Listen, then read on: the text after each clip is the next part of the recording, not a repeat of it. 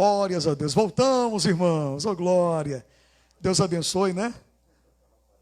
É assim mesmo. A gente fez uma troca aqui de aparelho para o áudio ficar com mais qualidade, mais potência, para você receber aí a palavra de Deus na sua casa. Vamos fazer aqui um rápido clamor, uma oração. Senhor nosso Deus, fale conosco a partir desse momento, através da tua palavra bendita, da tua palavra santa e maravilhosa, entrando dentro de muitos lares, de pessoas que neste momento precisam ouvir tua palavra, quem sabe, pessoas que estão depressivas, angustiadas, pensando em dar cabo da sua própria vida, dado ao terror e o medo que esta pandemia tem causado na mente de muitas pessoas que não têm, meu Pai, um amadurecimento, a maturidade espiritual para crer que Deus é Deus de milagre e que isso é cumprimento da tua palavra. Fale conosco, que essa mensagem produza edificação, exortação, consolação e que muitas vidas após essa mensagem sejam reanimadas, revigoradas e o teu nome seja glorificado. Nós choramos e por fé te agradecemos em nome do Pai, do Filho e do Espírito Santo de Deus. Amém. Graças a Deus. Glória a Deus. Meus queridos e amados irmãos, nós estamos hoje imbuídos da responsabilidade de transmitirmos uma palavra para o teu coração. E quando o nosso querido pastor presidente, pastor João Filho, ligou para mim e me fez o convite para estar trazendo esta mensagem através desta live para você, o Espírito Santo me fez lembrar da leitura que nós acabamos de fazer menção, do Evangelho escrito pelo apóstolo Mateus, no capítulo de número 24.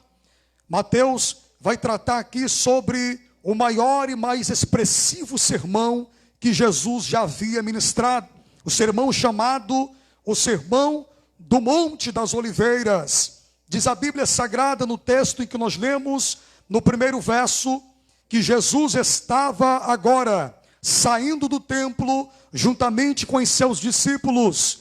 E quando eles saem do templo, os discípulos estavam admirados. Os discípulos estavam estupefatos com a grandiosidade arquitetônica da construção do templo. Eles olham para o mestre, olham para a estrutura do templo que havia sido reconstruído por Herodes o Grande.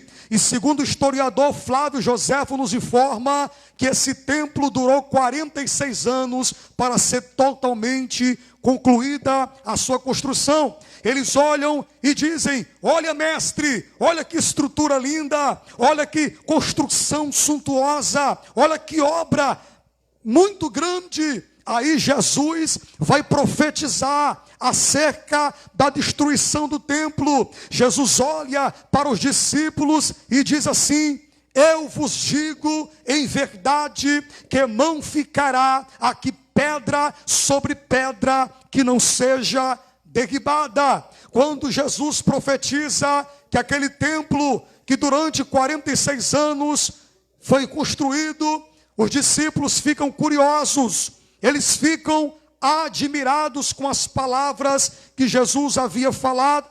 E nós sabemos, se estudarmos um pouco da história dos judeus, nós iremos ver que esta profecia acerca da destruição do templo de Jerusalém, ela se cumpriu de forma integral no ano 70 da era cristã, quando Tito Flávio Vespasiano, juntamente com os seus soldados romanos, invade a cidade de Jerusalém. Segundo o historiador nos informa, um cerco de 100 dias. 100 dias a cidade de Jerusalém cercada por trincheiras, ninguém saía e ninguém entrava dentro da cidade. Diz a história que Tito entra dentro do templo, os objetos sagrados são furtados, são saqueados, o templo do Senhor é totalmente destruído, os muros da cidade de Jerusalém foram totalmente quebrados e destruídos. E esta profecia que Jesus havia mencionado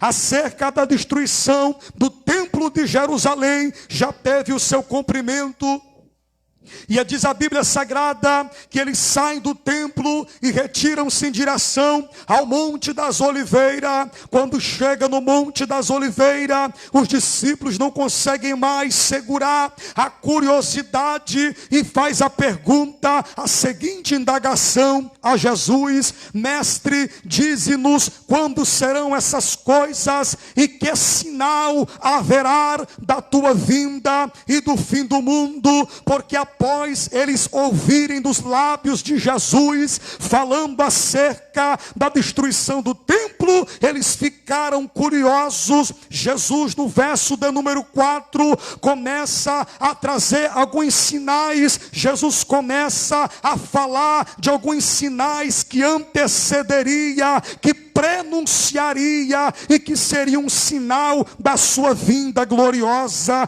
Primeiro ele começa a dizer: acautelai-vos que ninguém vos engane, porque muitos virão em meu nome dizendo eu sou Cristo, e enganarão a muitos. Esse é um dos primeiros sinais que evidenciam a vinda eminente de nosso Senhor e Salvador Jesus Cristo.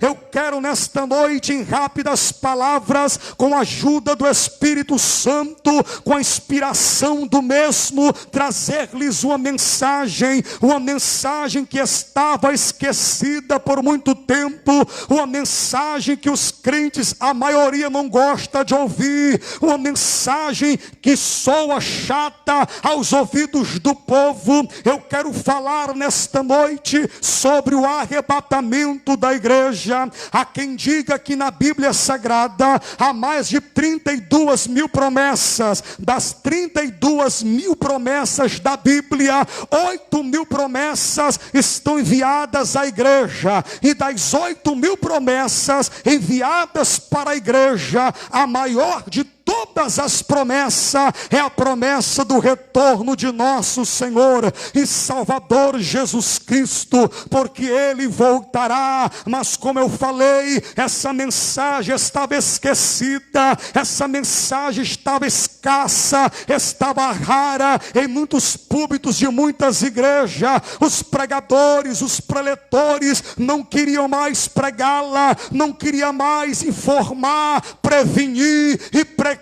o povo de que Jesus está voltando para buscar a sua igreja. E para nós compreendermos acerca desta mensagem, nós precisamos traçar um paralelo histórico. Houve no começo do século XX duas grandes guerras mundiais. A Primeira Guerra Mundial, ela perdurou de 1914 até 1918, com mais de 20 milhões de mortos. E a Segunda Guerra Mundial, ela dura de 1949 até 1945, com um resumo de mais de 100 milhões de pessoas mortas.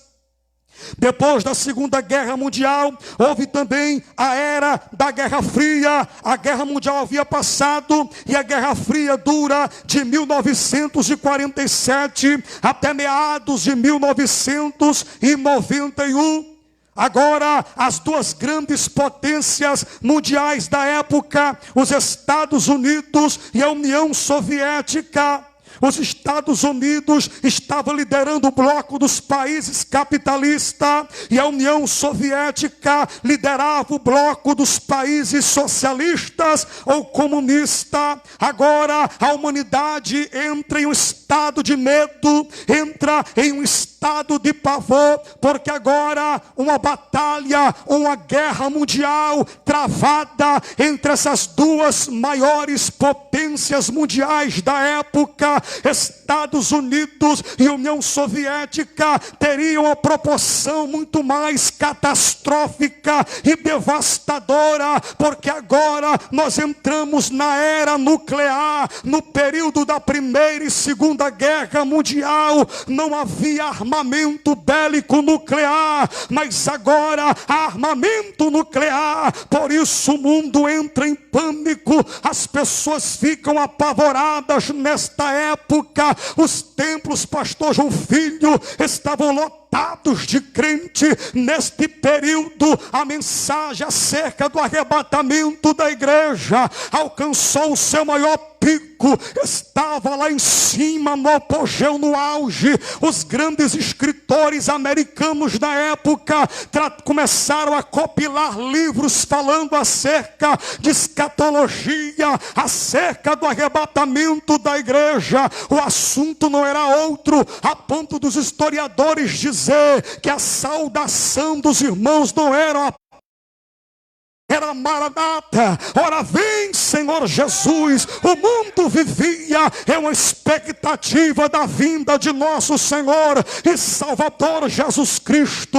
Neste período, as bibliotecas da casa dos irmãos, dos pastores, estavam lotadas desses materiais que falavam acerca da vinda de Cristo. Havia na época crentes que largavam até mesmo o trabalho, largava tudo só para esperar Jesus voltar. Bendito seja o nome do Senhor nosso Deus. Quando chega em meados dos anos 90, em 1989, com a queda do muro de Berlim, 2 anos depois, em 91, o comunismo ruiu de vez na terra e o capitalismo assume todas as coisas na época. Isso foi uma bênção, porque agora a igreja poderia intensificar o seu trabalho missionário, o seu trabalho evangelístico. Por quê? Porque enquanto o comunismo dominava, o evangelho não poderia penetrar, o evangelho não poderia chegar às nações aonde o comunismo dominava. Agora a igreja não tem mais o inimigo ameaçador, e em vez da igreja intensificar a obra da evangelização, em vez da igreja começar a orar, começar a pregar, a igreja entra no processo de inércia, no processo de esfriamento espiritual. Louvado seja Deus, contextualizando esta mensagem. Não é isso que acontece com a gente quando nós estamos passando por prova, quando nós estamos enfrentando lutas na nossa vida. A gente busca, a gente sabe levantar de madrugada para orar, está um frio de congelar a espinha, mas você se levanta e ora. Quando estamos passando pela prova, você jejuma, você lê a Bíblia todos os dias, mas depois que a prova passa e vem um período de prosperidade, aí vem um período de fartura, aí vem um período de bonança, logo a gente esquece de orar, a gente esquece de ler Bíblia, a gente esquece de jejuar, de consagrar a nossa vida. É por isso que Deus permite tempos de situações de adversa, luta, perseguição, provação, oposição, para que a igreja venha despertar, para que a igreja venha acordar do sono, da negligência, e saber que Jesus Cristo, o noivo, está voltando, e que a qualquer momento. Jesus foi bem categórico e taxativo em sua expressão, dizendo: não sabemos o dia, não sabemos a hora em que o Filho do Homem há de vir, mas bem-aventurado aquele servo quando o seu Senhor vier achar fazendo assim como amando uns aos outros, perdoando uns aos outros, orando uns pelos outros, aleluia, em santificação, em obediência à palavra de Deus. Esta é a igreja que vai ser arrebatada. Agora os Estados Unidos das Américas viram um oásis de prosperidade. Não existe mais a União Soviética, o comunismo acabou na terra. E aqueles mesmos pastores, escritores que escreviam livros falando de escatologia, falando de vinda de Cristo, agora, pastor João Filho, a teologia mudou. Sabe qual é a mensagem carro-chefe que começa a nascer? Teologia da prosperidade. O povo se esquece da teologia do arrebatamento e adere a teologia da prosperidade. O crente tem que ter um carro 0 quilômetro, nada contra. Não estamos pregando aqui que riqueza é pecado. Não é pecado você possuir riqueza, até porque temos na Bíblia exemplos de homens que eram ricos, mas eram homens crentes que temiam a Deus. Jó, Abraão, Jacó e tantos outros homens que eram ricos, mas eram homens que temiam a Deus. O pecado não é possuir riqueza, o pecado é a riqueza de possuir. Você ter dinheiro, possuir dinheiro, o pecado é o dinheiro lhe possuir. Porque o dinheiro é um ótimo servo, mas é um péssimo senhor. Não é o dinheiro que tem que lhe dominar, que tem que gerenciar, te controlar. É você que deve administrar o seu dinheiro e aquilo que Deus te deu. É por isso que Paulo vai dizer, o amor ao dinheiro é a raiz de todos os males. E muitos tropeçam neste laço. O amor ao dinheiro não é o dinheiro. Enquanto nós estivermos habitando aqui nessa terra, com essa carcaça física, nós precisaremos do dinheiro. O que é que Jesus está ensinando aqui? Prioridade. A nossa prioridade não é o dinheiro, a nossa prioridade é o nosso Senhor Jesus Cristo. Sabe por quê? Porque o dinheiro pode comprar uma casa, uma mansão, um apartamento de frente para a praia, mas não compra o nome escrito no livro da vida, não compra a certeza da vida eterna. O dinheiro você pode comprar cadeiras acolchoadas, uma cama box confortável, mas você não compra o sono. Com o dinheiro você pode comprar o remédio para tratar da tua doença, mas não compra a saúde. Dinheiro não é tudo. Jesus vai dizer, não ajunteis tesouro na terra, onde a traça corrói, o ferrugem consome e os ladrões minam e roubam, mas ajunteis tesouro no céu, onde a traça e a ferrugem não consome e onde os ladrões não podem minar, nem podem roubar. Há uma riqueza preparada para todos aqueles que amam a Deus, para todos aqueles que perseverar, para todos aqueles que renunciam ao pecado, renunciar aos desejos da carne, renunciar ao mundo. Lá no céu há riqueza imortal. Aleluia! Você acredita nisso, irmão? Então coloca nos comentários aí, Maranata, ora vem, Senhor Jesus. Coloque aí, eu quero te ver lá no céu. Nós estaremos juntos lá no céu com nosso Senhor, com nosso Salvador Jesus Cristo. Aí, pastor João Filho, o que foi que Deus permitiu? Coronavírus. Para ver se a igreja se desperta. Porque o povo estava muito acomodado, acostumado a ouvir mensagenzinha de tira-caspa, acostumado a ouvir mensagem de autoajuda e não de ajuda do alto. Agora Deus mandou a pandemia, porque todas as coisas que acontecem não fogem do controle absoluto do Criador do universo. Eu vejo, pastor João, a mão de Deus com a disseminação desta pandemia. Os crentes estão trancafiados dentro de casa, enclausurados dentro do seu quarto. Tem crente que está com tanto medo, gente, que não coloca nem a venta para fora de casa. Nós somos seres sociais e os crentes são os seres mais inteligentes da terra.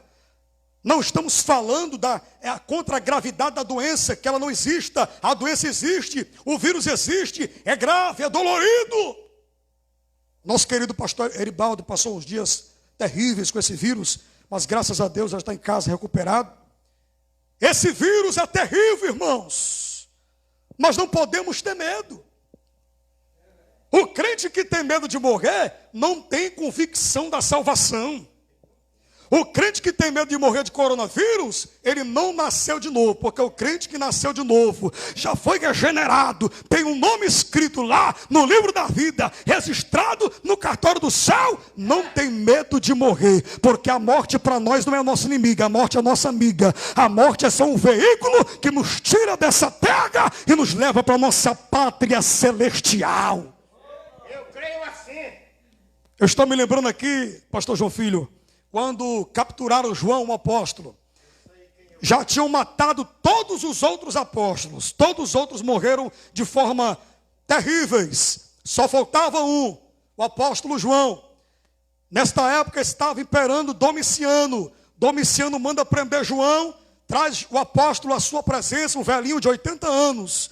Olha para João e diz assim: você nega esse teu Cristo? E João disse: como eu posso negar o meu Senhor, que em 80 anos nunca me negou? Eu nunca vou negar o meu mestre. Pois se você não negar, está vendo aquele tacho de azeite quente? Vamos te jogar lá dentro e vamos fazer churrasco de crente. Eu não nego o meu Cristo. Ele manda com os seus soldados pretorianos, peguem João.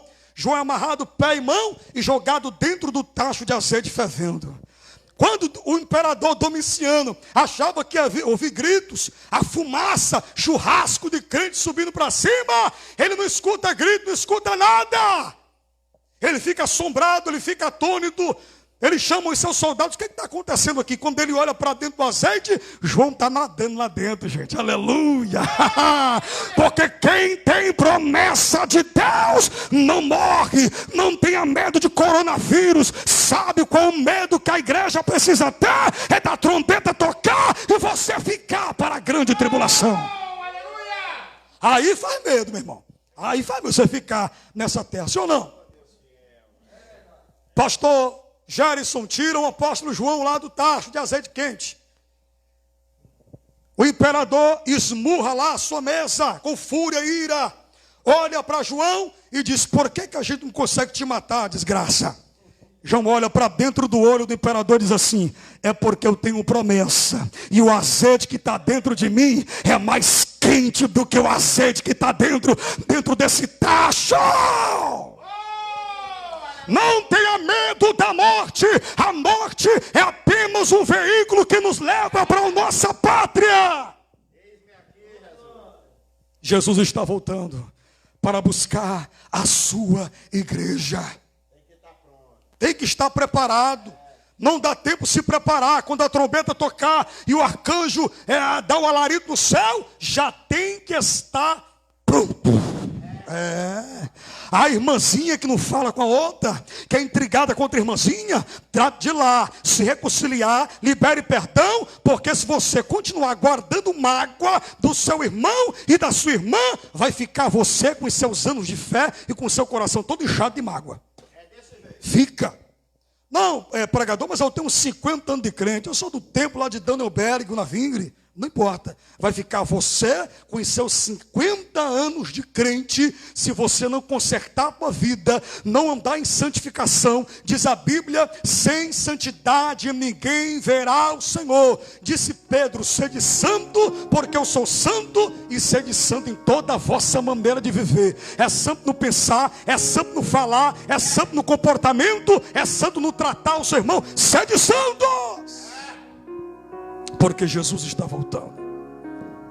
É importante nós pontuarmos, explicar aos irmãos o significado da palavra arrebatamento. Arrebatamento no grego é harpazo, transladar, tirar de um lugar para outro lugar. E no latim é raptare ou raptus, tomar com força, tomar com violência. Quão tremendo será o arrebatamento! Mas antes que esse dia glorioso aconteça, Jesus nos deixou alguns sinais que sinalizam para a sua vinda. Ele disse: surgiriam falsos cristos. Já na época dos apóstolos havia muitos falsos cristos. João vai dizer na sua primeira epístola: filhinhos, é já a última hora, e como vistes que vem o anticristo, e hoje muitos já têm se tornado anticristo. Muitos que passaram pela terra. A palavra anticristo significa aquele que se opõe a Cristo, aquele que é contra a obra de Cristo, e aquele que quer se colocar no lugar de Cristo para receber a adoração que só compete a Cristo. É isso que significa a palavra anticristo. Falar de Hitler, um anticristo da sua época, no tempo da Alemanha, do nazismo, o homem que matou mais de 6 milhões de judeus nos seus campos de concentrações, enchia os caminhões, pastor João Filho, de judeus, na desculpa de que queriam trabalhar para receber salário. Chegavam lá, eram covardemente assassinados. O que falar de outros milhões que eram jogados dentro das câmaras de gás, morriam asfixiados, sem ar dentro dos seus pulmões. O anticristo da sua época, Hitler, um homem insano, perverso, mau, um déspota. Mas o anticristo escatológico ainda vai se manifestar. Paulo, lá na sua segunda epístola aos Tessalonicenses, capítulo 2, ele vai repreender os irmãos da igreja de Tessalônica, que estavam sendo enganados. O que estava acontecendo? Alguns judeus da época forjaram um documento falso, uma epístola, dizendo que esse documento havia sido escrito por Paulo, e mandou para as igrejas. E na epístola, pastor João Filho, estava dizendo assim, ó: o dia do Senhor já aconteceu. Aí os irmãos ficaram perturbados. Se o dia do Senhor já aconteceu, e os nossos irmãos que morreram em Cristo não ressuscitaram, e nós ficamos, um medo, um pavor toma conta dos irmãos. E Paulo teve que chegar lá com o pastor da igreja e admoestar os irmãos, orientá-los e dizer: queridos, admiro-me que tão facilmente vocês se moveram do entendimento daquilo que eu ensinei a vocês, e vocês estão se deixando levar por outra coisa. O dia do Senhor não virá sem que antes, olha os sinais, se manifeste a apostasia e se revele o homem da iniquidade, o filho da perdição, que se levanta e se opõe contra tudo que se chama Deus e se adora, o anticristo. Mas no verso 6 ele vai dizer: mas há um que o detém até que do meio seja tirado. Eu pergunto para você que está nos ouvindo aí, fecha a televisão aí, escuta só o celular. Quem resiste à chegada do anticristo? Quem está bloqueando a manifestação pública no cenário mundial do anticristo? A igreja, através da unção do Espírito Santo, da pregação do Evangelho, é quem resiste à manifestação do homem do pecado, do filho da perdição, até que do meio seja tirado. Esse tirado é o raptus, é o arrebatamento da igreja. Quando a igreja for arrebatada, aí sim o anticristo se revelará para o mundo todo. Quando eu abro a minha Bíblia em Apocalipse, o livro da Revelação, no capítulo 5, João está, pastor João Filho, lá no céu, em espírito, e ele vê um livro fechado, selado com 7 selos. E ninguém no céu, nem na terra, nem debaixo da terra foi digno de abrir o livro e desatar os seus 7 selos. E João chorava muito, porque ninguém foi achado digno. De repente o ancião disse: João, para de chorar, João. Olha quem vem ali, João, olha ali. Eis ali o leão da tribo de Judá, a raiz de Davi, aquele que venceu. Ele é digno de abrir o livro e desatar os seus 7 selos. O interessante é que João, quando João olha para ver o leão, não vê leão, vê cordeiro. É forte ou não é? Ele vê o cordeiro. Por que João olha e vê o cordeiro? Porque o cordeiro representa o sacrifício efetuado na cruz do Calvário por nós. O cordeiro que morreu e ao 3º dia ressuscitou dentre os mortos. Ele é digno de abrir o livro e desatar os seus selos. Esse livro era um livro da redenção da humanidade. Ele precisava ser aberto. E no capítulo 6 começa a abertura dos selos. Quando se abre o primeiro selo, o primeiro animal diz em voz de trovão: vem ver. Quando eles dizem vem ver, João olha, lá está um cavalo branco, e assentado sobre ele um cavaleiro, e foi-lhe dado um arco. Arco fala de engano e traição. Não confunda esse cavaleiro do cavalo branco de Apocalipse 6 com o cavaleiro do cavalo branco de Apocalipse 19. Esse aqui não é o Messias, esse aqui não é Jesus, esse aqui é o espírito do anticristo. É porque eu já vi muitos pregadores pregar e fazer a interpretação errada. Pregar dizendo que esse cavaleiro do cavalo branco de Apocalipse 6 era Jesus. Não, é o anticristo. Jesus é o do capítulo 19 de Apocalipse. Faça o paralelo, faça a comparação. O cavaleiro de Apocalipse capítulo 6 tem um arco, e o cavaleiro de Apocalipse capítulo 19 tem uma espada aguda que sai da sua boca. Aleluia, que coisa forte, gente. Então esse primeiro selo aqui, esse primeiro cavaleiro, representa o espírito do anticristo. E Paulo vai dizer, no texto que nós citamos de 2 Tessalonicenses 2, lá para os versículos 8 e 9, que o mistério da injustiça já opera no nosso meio. Ele não se revelou, mas suas doutrinas, suas ideologias já está entre nós. Ecumenismo. O que é ecumenismo? Unir todas as religiões. E o que o ecumenismo prega? Toda religião leva para Deus. Não importa se você é espírita, se você é macumbeiro, se você é kardecista, toda religião leva para Deus. E nós sabemos biblicamente que isso não é verdade. Religião vem do latim religare. Religião é o homem formando degraus da sua própria justiça para tentar encontrar Deus no último degrau. Evangelho é Deus descendo no degrau da encarnação para se encontrar com o pecador aqui embaixo, no último degrau. Religião não é nada mais, nada menos do que o homem tentando, por sua própria justiça e esforço, chegar a Deus. Mas o único caminho que levou-me a Deus, João 14,6, e disse-lhe Jesus: eu sou o caminho, a verdade e a vida, e ninguém vem ao Pai a não ser por mim. Paulo deixou registrado em 1 Timóteo capítulo 2 e versículo 5, porque há um só Deus e um só mediador entre Deus e os homens, Jesus Cristo, homem. Só Jesus leva o homem para Deus.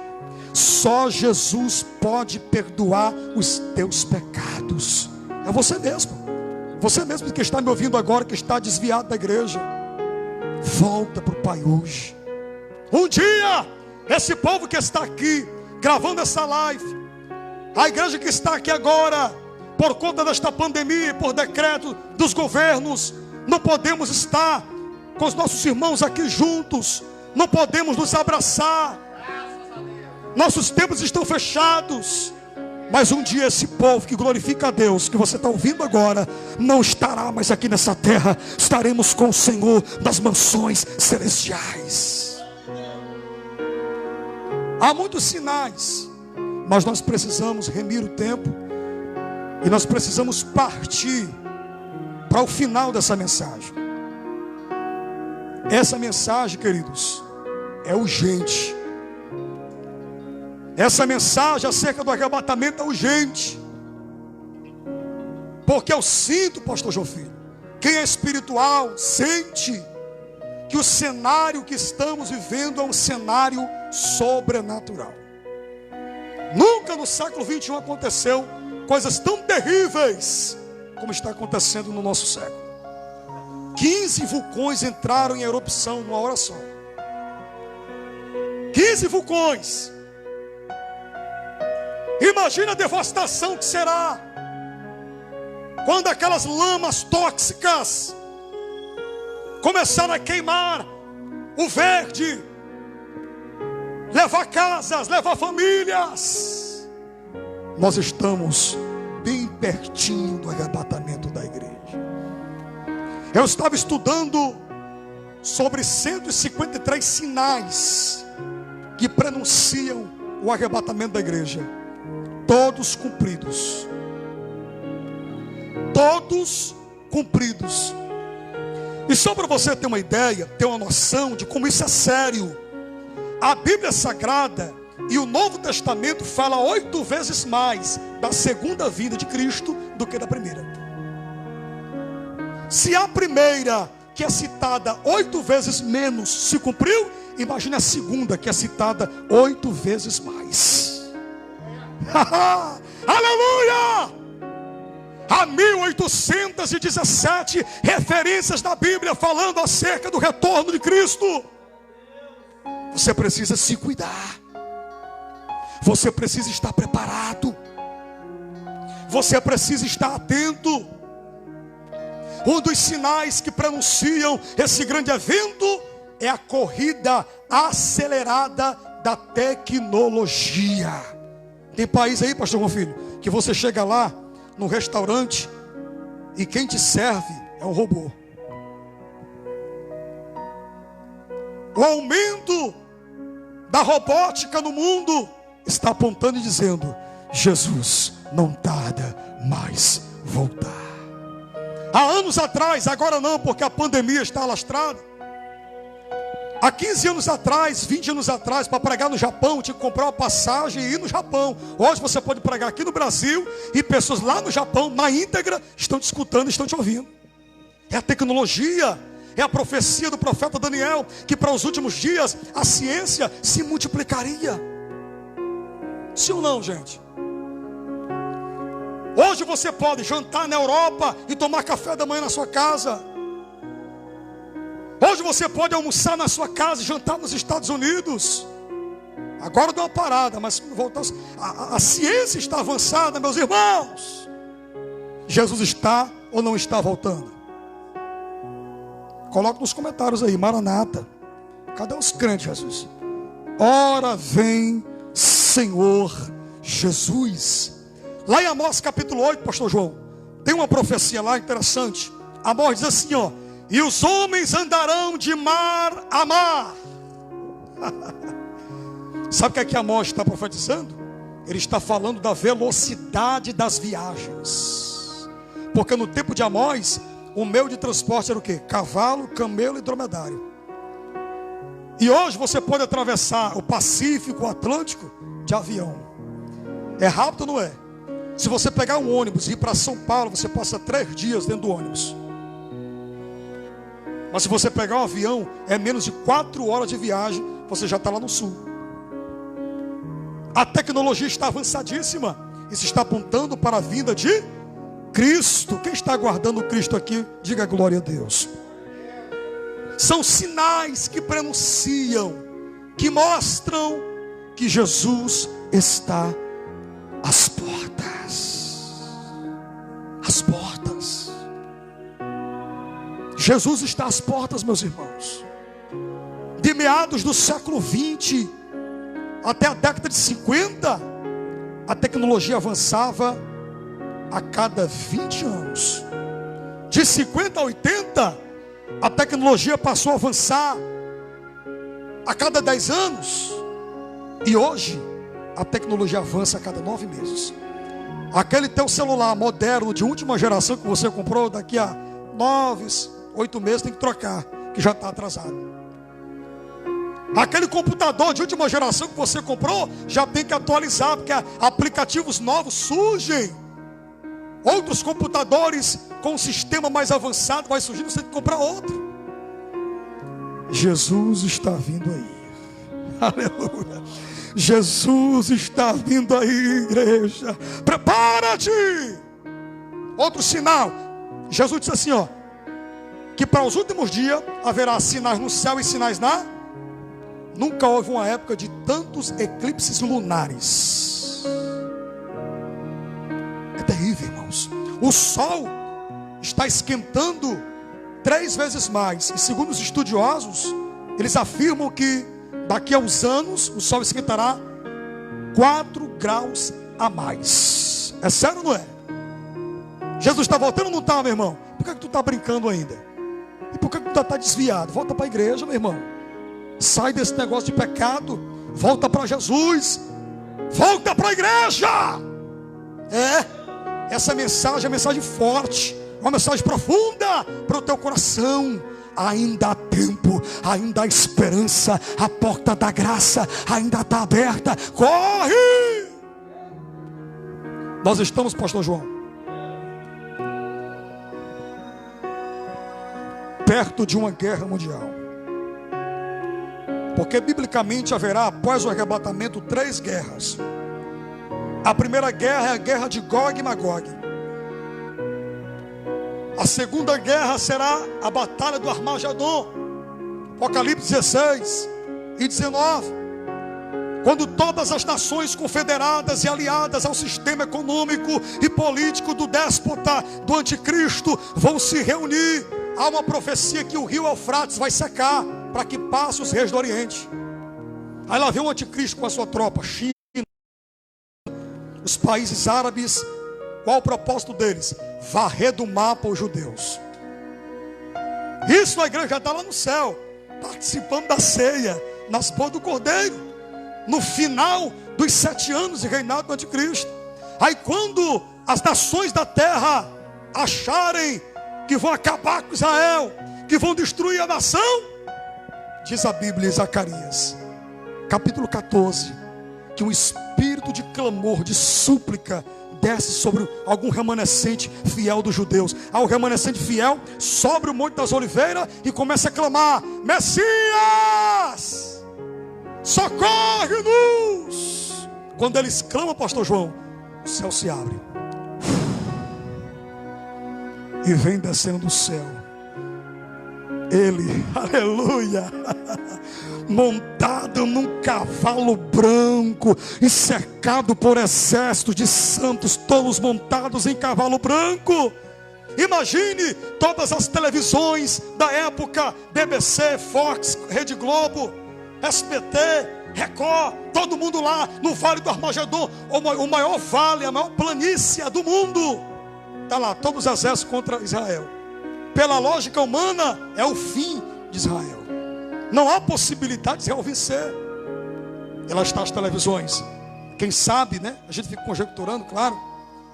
Eles olham para cima assim: foca lá em cima, foca lá em cima, o céu está se abrindo, foca lá em cima, tem um ser brilhando aí, tem um ser brilhando aí. Está alguma coisa escrita nas vestes, na coxa dele, dá um zoom aí na coxa dele. Aí vai estar escrito assim: Rei dos reis, Senhor dos senhores, Rei dos reis, Senhor dos senhores. E como Paulo havia já dito, né, aos Tessalonicenses, e também lá em Apocalipse, ele vai pegar o anticristo, pastor, e fazer só assim, ó. Aquele que fazia as nações tremer, aquele que dominou todo mundo com uma falsa paz, que estava perseguindo Israel para matar. Ó, o Messias, ó, é aquele ali, o anticristo, aquele ali, é? Acabou. Joga no lago de fogo que enganava e ludibriava as nações contra o meu povo. O meu povo não será envergonhado. Eu sou o Senhor, o guardião do meu povo, que não durmo nem de dia e nem durmo de noite. Maranata. Esse é o clamor da igreja. Ora, vem, Senhor Jesus. Na primeira vinda ele vem como residente. Na segunda vinda ele vem como presidente. Na primeira vinda, e até os dias de hoje, ele está como advogado. Na segunda vinda, ele vem como juiz. Vai se assentar no trono branco e julgar grandes, pequenos, ricos e pobres, negros e brancos, poderosos ou miseráveis. Na primeira vinda, ele veio e entrou em Jerusalém montado no jumentinho. Na segunda vinda ele virá, mas montado no cavalo branco vitorioso e para vencer. Na primeira vinda ele veio e os homens o mataram. Na segunda vinda, diz a Bíblia, muitos morrerão diante da sua glória. Ele virá. Ele prometeu, João capítulo 14, Jesus falando que deveria voltar para o Pai, discípulo tudo triste. Meu Senhor, triste. Aí Jesus vai dar uma mensagem de esperança para eles. Não se entristeçam os vossos corações. Credes em Deus e também em mim. Na casa de meu pai há muitas moradas. Se não fosse assim, eu não vos teria dito: vou preparar-vos lugar. E quando eu for e vos preparar lugar, eu virei outra vez e vos levarei para mim mesmo, para que aonde eu esteja, estejais vós também. Ele prometeu voltar para buscar a sua igreja. Vale a pena sofrer por Jesus. Vale a pena sermos chamados de fanáticos, sermos chamados de malucos, para herdar a herança imortal que está preparada para todos nós. O mesmo Senhor descerá do céu, com alarido, com voz de arcanjo e com a trombeta de Deus. Os nossos irmãos que morreram em Cristo, que o coronavírus levou, ressuscitarão primeiro. Aleluia. Estou sentindo a unção do Espírito Santo aqui, irmão. Depois nós, olha a expressão de Paulo, senhores. Paulo tinha tanta certeza e convicção do arrebatamento, que ele se inclui no rol dos que seriam arrebatados e transformados vivos. Depois nós, os que ficarmos vivos, porque Paulo esperava Jesus para os dias dele, seremos arrebatados juntamente com eles, ressuscitados, nos ares, e encontraremos com o Senhor nas nuvens. Jesus está aqui, ó. Jesus está aqui nas nuvens, e a igreja sobe, e ele vai recepcionar a igreja nos ares, e estaremos para sempre com o nosso Deus. Paulo também, para encerrarmos, também vai tratar desse assunto lá em 1 Coríntios 15, a partir do verso 51. Eis que vos digo um mistério. Arrebatamento, viu, pastor João? É mistério. Hoje tem os crentes estão dizendo que qualquer coisa é mistério. Não, eu vi a asa de Miguel. Não, eu tive a revelação da asa do Gabriel. É mistério. Tudo é mistério hoje em dia, né? Mistério, irmãos, é um arrebatamento. Eis que eu vos digo um mistério, nem todos dormiremos. Aí aqui eu preciso explicar para você. Eu preciso explicar para você e distorcer, desmistificar algumas interpretações e heresias erradas de alguns que dizem que quando nós partirmos, seja para o paraíso ou para o lugar de tormento, você vai ficar dormindo lá, inconsciente, sem saber de nada. Quando Paulo diz que nem todos dormiremos, o dormir aqui não quer dizer que você vai ficar dormindo inconsciente. O dormir aqui é a morte do corpo. Então deixa eu explicar direitinho. Nem todos morreremos, mas todos seremos transformados no momento. Átomos, unidade indivisível de tempo. Vai ser uma velocidade que não vai dar para o relógio cronometrar, não dá para medir. Vai ser rápido o arrebatamento. No abrir e piscar de olhos, 7 milésimos de 1 segundo. Aí eu te pergunto, vai dar para tu se preparar, irmão? Tem crente, pastor João, que diz assim: não, quando o arrebatamento acontecer e a minha mãe subir, eu vou agarrar na perna dela. Dá não, filho. Não, pastor? Não dá para agarrar na perna da sua mãe. É salvação individual. Cada um dará conta de si mesmo diante de Deus. Então trate de se preparar ante a última trombeta, porque a trombeta soará e os mortos em Cristo ressuscitarão incorruptíveis e nós seremos transformados. E quando a trombeta tocar, o nosso corpo mortal de carne, fadado a ser infectado pelo coronavírus, não vai precisar de usar mais máscara, álcool 70, nem sabão neutro. Você não vai precisar de se preocupar de dar um abraço no seu irmão. Lá no céu vai ser tudo diferente. Aleluia! Lá no céu o coronavírus não tem efeito. Lá no céu o pecado não tem efeito. Lá no céu não tem mais diabo acusador para te tentar. Teremos um corpo imortal. E quando isso que é mortal se revestir da imortalidade, e o corruptível se revestir da incorruptibilidade, aí se cumpre-se a palavra que está escrita: tragada foi a morte na vitória. Onde está, ó morte, a tua vitória? Onde está, inferno, o teu aguilhão? O aguilhão da morte é pecado, a força do pecado é lei. Mas graças a Deus que nos dá vitória por meio de nosso Senhor e Salvador Jesus Cristo. Eu quero orar por você. Eu quero te apresentar a Deus agora. Essa mensagem é muito séria, gente. Muito séria. Não é tempo de brincar. Não é tempo de ficarmos cocheando em dois pensamentos. Sai de cima do muro, crente. Quem é santo se santifique mais. Quem está em pé, cuidado para que não caia. Guarda o que tens para que ninguém tome a tua coroa. Essa coroa é a certeza da vida eterna. Por isso que Paulo disse em Efésios 6, a partir do 12: capacete da salvação, para proteger tua mente e ninguém roubar de você a certeza da vida eterna. Se prepare, meu irmão. Se prepare. Esse povo um dia não vai estar mais aqui. E eu fico imaginando, queridos irmãos, que nos acompanham através dessa live agora, o desespero que será para aqueles que ficarem no arrebatamento. Imagine as maternidades, as criancinhas que vão subir, porque mesmo tendo nascido com a semente do pecado, não tem a consciência do que é o pecado, vai sumir. Imagine o desespero das mães. Cadê o meu filho que estava aqui? Cadê o meu filho que estava aqui na incubadora e sumiu? Vou colocar uma arma na cabeça, se jogar em cima do trem, nos carros. O desespero vai ficar instaurado na terra. Aviões sem seus pilotos explodindo no ar, carros colidindo nas grandes BRs do Brasil. Por quê? Porque os seus motoristas eram crentes em Jesus. Vocês sabiam, pastor meu filho, que hoje nos Estados Unidos eles colocam dois pilotos de aviões.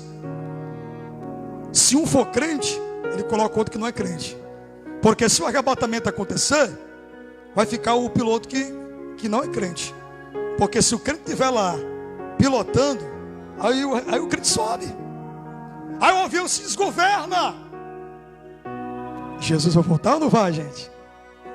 Imagine pessoas se jogando de cima dos prédios, o sangue no chão espalhado. Vai ser triste para quem ficar. Tem um hino da Shirley Cavalhais que diz: quem sabe dirá, foi o arrebatamento. E quem não sabe dirá, marcianos levaram. O projeto Cumim está aí. Nos jornais aumenta as aparições de OVNI. Um objeto voador não identificado apareceu em tal lugar, apareceu em tal país. Você sabe o que é isso? É um plano de Satanás. Quando o arrebatamento da igreja acontecer e a igreja subir, eles vão ter a desculpa, e a justificativa deles vai ser essa: foi os OVNIs. Está tudo se encaixando. A plataforma está sendo montada, meu filho, e tu está desviado, rapaz. A plataforma está sendo montada e tu está brincando de ser crente, rapaz. O iníquo está chegando aí. Há uma nova ordem mundial. Lá na China, em 2018, acabou o dinheiro em papel. É dinheiro eletrônico agora. O chip já está começando a ser fabricado. E os únicos lugares satisfatórios que encontraram para a implantação do chip é a mão direita ou a testa. Vale uma reflexão. Casualidade ou a palavra se cumprindo? A palavra se cumprindo. Você aceitará ser chipado? Só vai comprar ou vender quem tiver a marca da besta, o número da besta. Para quem ficar, a perseguição vai ser terrível. Para quem se opor ao sistema de governo anticristo, serão mortos. Por isso que João tem a visão lá no céu dos mártires com vestes brancas, salpicadas de sangue. E ele pergunta: quem são estes e de onde vieram? E o ancião diz: estes são os que vieram da grande tribulação. Então queira subir no toque da trombeta. Se ficar aqui, vai ter que morrer por Cristo. Se você que está nos assistindo e quer aceitar Jesus agora, eu te faço o apelo. O que é que eu faço, pregador?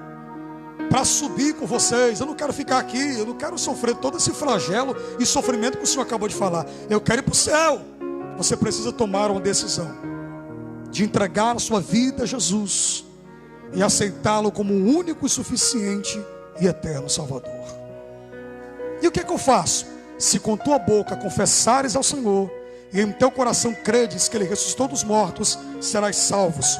Porque com a boca se faz confissão para a salvação e com o coração se crê para a vida eterna. Aí os teus pecados serão perdoados, o teu nome será apagado do livro da condenação eterna e escrito no livro da vida. Você será o nosso irmão, vai ser adotado como filho e nós juntos estaremos com Cristo lá no céu. Cadê a primeira pessoa para aceitar Jesus? Se ajoelha aí no pé do teu sofá, aí mesmo. Se ajoelha aí. É pela fé, irmãos. Diga: Senhor Jesus, eu te aceito como meu único e eterno Salvador. Eu quero morar no céu. Eu acredito na promessa do arrebatamento.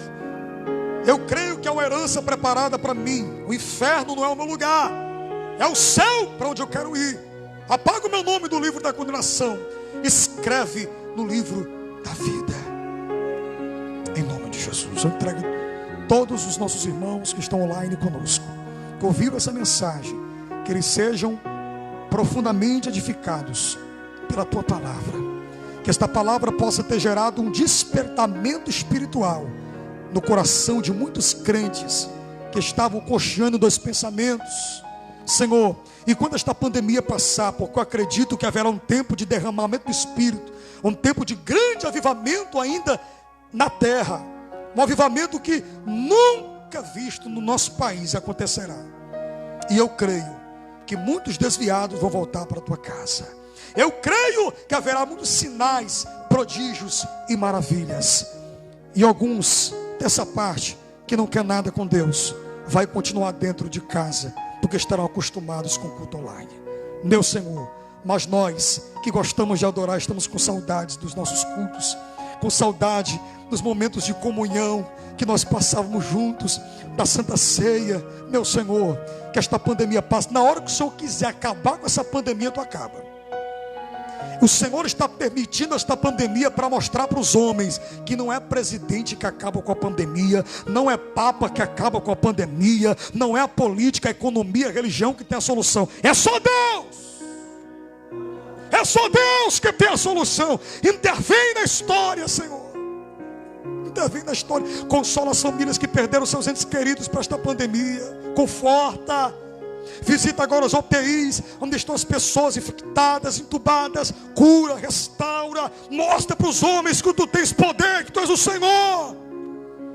Mas se não quiser curar, tu está lucrando, porque a vida dessa pessoa que é crente em Jesus vai para o céu, vai estar com o Senhor nos ares. Coisa linda, que esperança linda nós temos, Pai, como igreja de Cristo. Nós te agradecemos por tudo. Recebe essa oração. Eu creio que muitas vidas foram impactadas, edificadas pelo poder desta palavra poderosa, em nome de Jesus. Eu agradeço a oportunidade, em nome de Jesus. Eu espero que todos vocês tenham refletido nessa mensagem. Reflita. Se Jesus voltar agora, você está preparado para subir? Você está apto para ser arrebatado? Reflita nessa palavra. Que Deus abençoe a todos em nome de Jesus. Amém. Graças a Deus, irmãos, agradecemos ao Senhor Deus por mais um culto pela palavra, uma palavra muito forte, muito poderosa, uma palavra gloriosa, né, irmãos? E vemos aqui o grande agir de Deus e vemos aqui o grande amor de Deus em prol da humanidade. E o caminho é este: procurar abraçar, se aproximar de Jesus, que é a única solução. Eu sempre digo que o cristão tem que estar pronto, viu, irmão Diego? Que tem de crente medroso, irmãos, não é pouco. Eu sempre digo, usando aqui as palavras do evangelista Eduardo, o crente que tem medo de morrer não está preparado para ir morar no céu, irmãos. Porque a morte, ela faz um favor. Ela faz um favor, irmãos. Viu? O crente não morre. O crente só se muda de lugar, viu, irmãos? Passa da morte para a vida, irmãos. Louvado seja Deus. Eu sempre digo, essa semana conversando com uma pessoa, e disse: olha, eu estou pronto. Estou pronto. Graças a Deus, eu sei em quem eu criei, irmãos. Eu depositei a minha confiança no Senhor e louvo a Deus.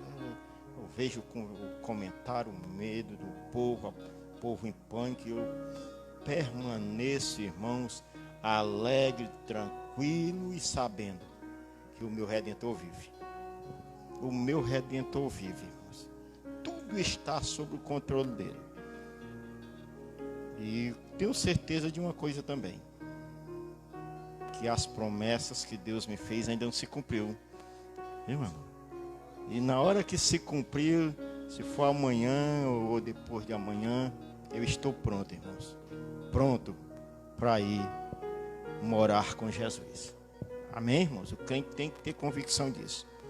Eu fico preocupado e vejo, irmãos, o desespero, a agonia de muitos crentes, o medo predominando nos crentes. Não é para acontecer, irmãos. O crente tem que ser pessoas destemidas, irmãos. Pessoas que realmente foram, irmãos, elegidas por Cristo. E graças a Deus, eu louvo a Deus por isso. E quero que o Senhor me dê sempre desta confiança. Cada dia acrescente a minha fé, para que eu possa sempre, irmãos, cada dia me alegrar. Se Jesus me chamar a qualquer momento, eu tenho certeza e convicção que estou pronto. Porque eu sei que Ele a qualquer momento pode me chamar.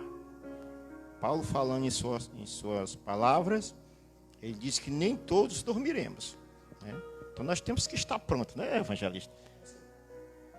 Para hoje, se for necessário dormir, e prontos para, se for necessário, ser arrebatado e transformado no corpo incorruptível. Amém, irmãos? Então o crente tem que estar pronto. 2 veículos, né, irmãos? É a morte e o arrebatamento. Mas o crente tem que estar pronto. Medo de morrer jamais, irmãos. Porque já morremos. Já morremos. Agora só aguardamos o chamado de Jesus para nos levar para a glória. Amém? Louvado seja Deus. Eu sempre me alegro quando irmãos, eu escuto essas mensagens e que realmente aí ainda me fortalece mais. Porque eu sei que realmente a posição, a decisão, o meu pensamento está realmente correto com o pensamento de Deus, né, irmãos? Essa semana eu estava comentando, não sei se era com a irmã Fátima, e disse: rapaz, eu estou pronto. Pronto, irmãos. O coronavírus, para mim, tanto faz ele existir como não existir. Eu sei que eu estou pronto para servir a Jesus e morar no céu. Amém, irmãos? E o cristão tem que ter essa convicção. Tem que ter essa convicção, viu, irmão? O crente tem que ter essa convicção, irmãos. Se ele não tem essa convicção, ele não está pronto e nem apto para um arrebatamento. É a realidade. A mensagem desta noite é uma mensagem real, irmãos. É uma mensagem correta. Principalmente para esses dias atuais, onde muitos crentes estão, irmãos, com medo, escondido. Amém? Então amanhã, domingo, nós temos a Santa Ceia, da forma que eu já falei para os irmãos, de 9 às 10 e de 5 às 7h30, viu, irmãos? Da noite. Os irmãos que têm lá suas contribuições guardadas, o crente tem que ser fiel. Tem muito crente que, porque a igreja está fechada, irmão, pensa que a igreja não tem dívida. Aí deixou de ser fiel. Não, irmãos. O crente tem que ser fiel na alegria, na tristeza, na dor. Ele tem que ser fiel. Então continue, venha para a Santa Ceia e faça a sua parte, aquilo que Deus lhe ordenou a fazer. Amém? Então vamos orar, agradecer a Deus nesta noite, em nome de Jesus. Convidar aqui o irmão Diego, né? Para nos elevar a Deus em oração.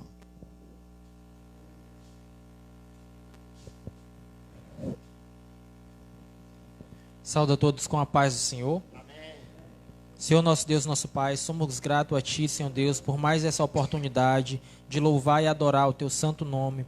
Pai amado, Pai misericordioso, fortalece o Teu povo, Pai amado. Que essa palavra tenha tocado o coração dos Teus servos e das Tuas servas, Senhor.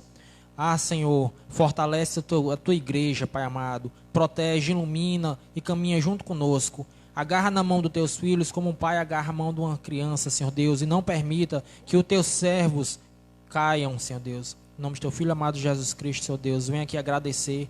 E que esse momento aconteça mais e mais vezes. Em nome de Teu Filho amado Jesus Cristo. Amém. Os irmãos que estão aí no celular, irmãos, acompanhando essa live, estenda as suas mãos, que nós vamos agora das bênçãos apostólicas. Que o grande amor de Deus, a graça e a paz de nosso Senhor e Salvador Jesus Cristo, a comunhão e as consolações do Espírito Santo permaneça com toda a igreja. A igreja diz: amém. Que Deus em Cristo vos abençoe.